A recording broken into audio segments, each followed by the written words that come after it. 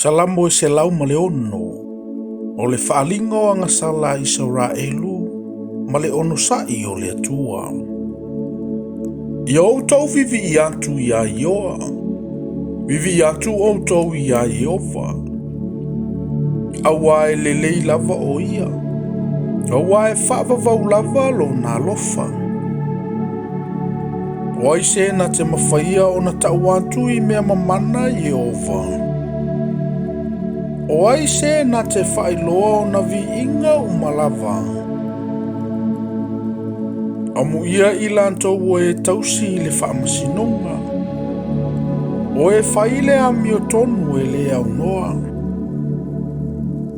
Ia o vai, ia e manatu mai ia te au e tusa malo fina ngalo alofa i o tangata. Ia e asi mai ia te au malau whaolatanga.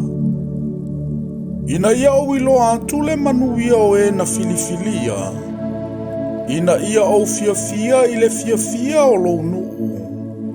Ina ia o mita whaatasi mai ua whai mo tofi. Ua mātou wanga sala atoa ma o mātou tamaa. Ua mio whapio pio i mātou. Ua mātou wa mio le angalava. Ele i mawhau o mātou tamai o wavenga i ai kupito. Ele i manatua e i lātou le tele o au mea alofa. A ua fau vale i talane o le sami. O le sami ula. A ua na whaaola ia i lātou o na olo na lava suafa. Ina ia whailo antu ai lo na mana. Ua ia o ai antu i le sami ula, i le ua mātutu. Ua ia au maia i lātou i mea loloto e pei o le vao. Wana whaola ia i lātou na i le lima o le na ino ia i lātou. Mana whaola ina ai na i le lima o le na ita i ai. A ua lo fia i le sami e na whaasawa ia i lātou. Ua le ai so lātou na toe. O na talitonu leo i lātou ia na fionga. Ua lātou pepese i o na viinga. Ua vave ngalo i ante i lātou o ana mea na whai. Ele i whātali atu i lātou i lana pule. Ua lātou tu ina naulava i le vao. Ua lātou tofo foi i le atua i le vao. Ona foi na atua i lea e ia i lātou o le mea na lātou manao ai. A ua whaatupu ina le tino vale i ante i lātou. Ua matataua foi i lātou i a mose i le tongala wapi. Ma arona le tangata pa i o Iova. Ua whaamanga le ele. O na foloi na i lea o tātano. Ua ufitia i e na whaapotopoto ia Abiramo. Ua mufo i le afilo lātou whaapotopotonga. Ua susunu ina i le afi mumuo e na mioleanga. Ua whaia e i lātou le tamai povi o repa. Ua lātou i whawhoi i le tupua ua mea. Sali liwe i lātou lo lātou mamalu i le whatusa o le povi na te aivao. Ua ngalo i ante i lātou lo lātou whaola le atua. O le na whaia mea te tele i ai kupito. O wavenga i le nu o hamo. Ma mea e matautia i le sami ula. O na ia whetalai mai lea e whaumatia i lātou e ia. Ana le se anoa mose na filifilia e ia. Na tu i ona luma i le mea ua sofaya. Ia liliu e se ina lo na toa sa ina ne i whaumatia i lātou. Ua ino foi i lātou i le nu mātango fie. E le tali tonu I lātou I lana fionga. Au a lātou mui mui to tonu o lātou fale ie. E le I whaalongo I lātou I le si ufofongo Jehova. Ona ia si ia I lea o lona a ao ia I lātou. E fasi ai a te I lātou I le vao. Ina ia fasi fo I la lātou whanau inu uese. Ma whaata ape ia te I lātou inu. Wa lātou whaata si antu fo I ia pa ala pe oro. Ma lātou a ai taulanga I e woti.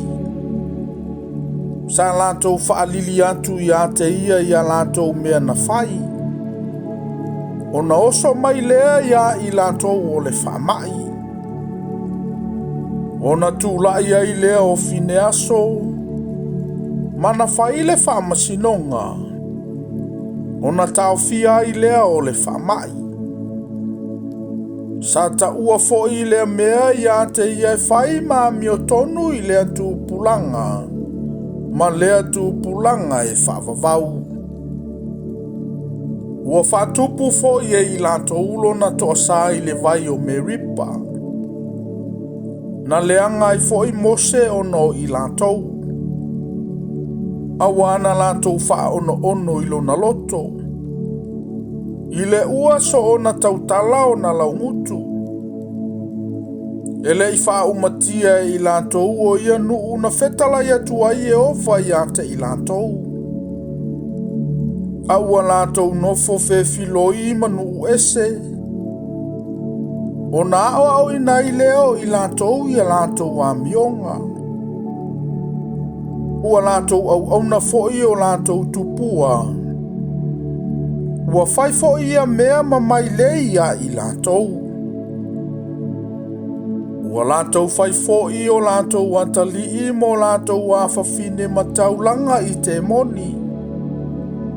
Ma lātou sa saale toto e le sala. O toto lātou atali I mo lātou a whawhine.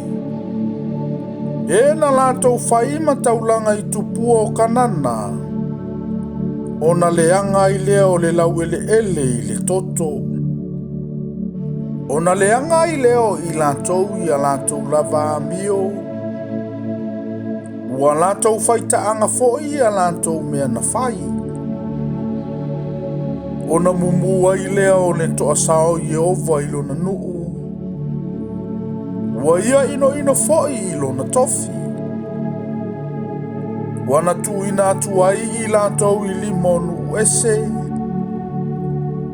Ua pule foi ia I lātou o e na ino ia te I lātou.